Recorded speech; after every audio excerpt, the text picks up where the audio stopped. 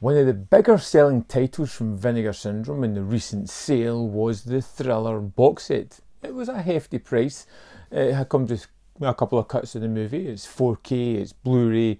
It is an exploitation classic, one with a renowned reputation and one that I had wanted to see for the longest while. Now, I always knew the film as They Call Her One Eye and never Thriller, but I was curious to get a hold of this one. So I was eager to throw it on, and I did so to check out the world of Frigga, played by Christine Lindberg, who at the start of this movie as a young girl is assaulted by a man. She grows up mute, seemingly kind of repressed a little bit and unable to speak, and when she is travelling to an appointment with a doctor to help her, she is picked up by a man who at first is friendly. He's welcoming. He wants to take her away, dine her, take her back to her house, drug her, then hook her on drugs, and then turn her into a prostitute for him to make some money. And it's just a tale of a woman who is constantly belittled, abused, pushed, and who just sees her world fall apart in front of her eyes, and later on as she struggles to deal with everything that's happening to her, the strange world around her. She's a bit of a disassociative character at the start. She seems removed from almost everything that's happening. I think the making her mute kind of adds that to it, rather than adding an air of mystique where you are curious about this silent assassin that sometimes we see in movies where our hero says very little but the actions say so much. This one, she almost seems a little bit repressed, a little bit disassociative with a lot of the surroundings that's going on. And the thing about Thriller for me was it felt so long. It starts off pretty well.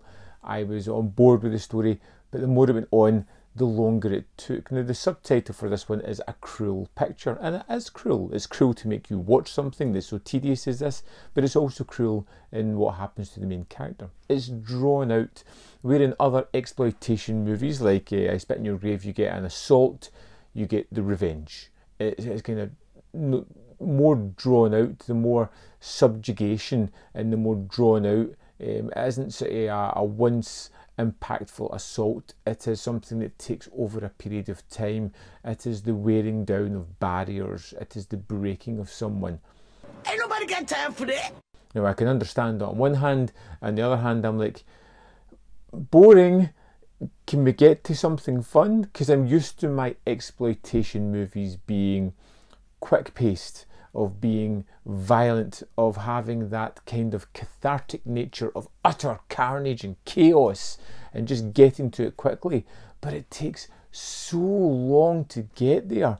You're boring everybody! Quit boring everyone! This cut I watched was an hour and 48 minutes, I think, and it was 70 minutes in, or maybe more, before the retribution and the carnage begins. Now, I had some misgivings with the movie, but there are some plus points with it. I think Christina Lindberg cuts an imposing figure. Some of her stances, some of the images of her standing with the long coat and the eye patch are quite remarkable and sell a lot of the movie, but one or two scenes doesn't really cut an enjoyable picture, and it's that drawn out long storyline that makes me shiver in terror of having to sit through that again.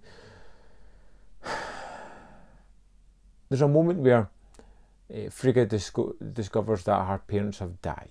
She makes a decision that she's going to get retribution against the people that she that has tormented her life, that has changed it completely, and she begins to learn how to drive fast car, rally cars, so she can manoeuvre a car, learns how to shoot, learns hand-to-hand combat. She's learning the skills on how that she can fight back, but although it's more realistic, although it's drawn out and there's several lessons, it's crying out to be a montage.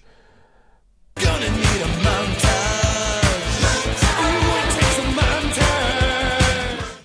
It's almost the antithesis of Rocky 4, where everything is so elongated here that you just wish it was a quick pulsating montage of her learning the skills and then going getting the revenge. When the revenge finally comes at the end, it's so slow. And I mean that literally. I didn't know this movie was science fiction because she seemingly at one point picks up a gun that has the ability to freeze or slow down time every time somebody pulls the trigger, because everybody that dies is done in slow motion and it drags. You're taking a movie that's long, that's slow, and elongating it even further. And that's where it becomes really cruel for me.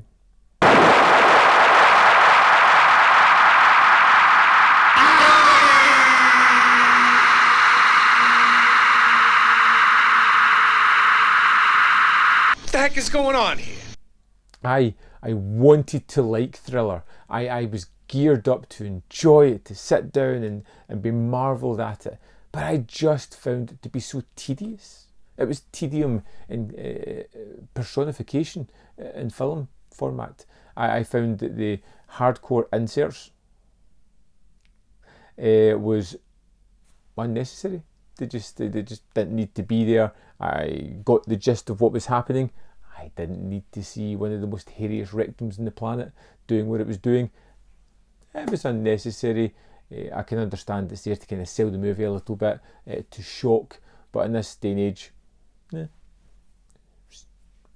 just fucking, really, you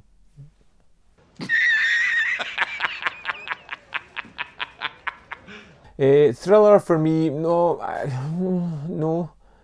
so long, so long. That was the biggest load of crap! Not a lot happens. Not a lot of excitement in this one. I like my revenge movies to have that cathartic ending where it's so bloody. She takes out a torturous revenge against these people, but she just kind of shoots them and goes away her own way. What? No! I do like the end finale of this one, though, as the bad guy is treated with wonderfully in my eyes. But Thriller, for me, I will check out the shorter cut because I think it needs to be shorter. I think that's 90 minutes, which is cutting about 18 from this. I will check it out at some point, a couple of months down the line. If I really dislike that one as well, then Thriller, a cool picture, no matter how cool and awesome it is. We'll be going to the eBay. I'd love to know your thoughts on Thriller. Should I reassess it? What should I look for? Should I have I misinterpreted? Let me know in the comment box. I want to know your opinion of this because I know this is a much loved movie. I just don't see it. As always, there's more content up here. If you want to see more of my stuff, hit that like button below this video, and below that, in the description box, there'll be a link to the Patreon or the membership channel if you really want to support this channel. I would really appreciate that. Thank you for watching, and I'll see you next time on Man v Film.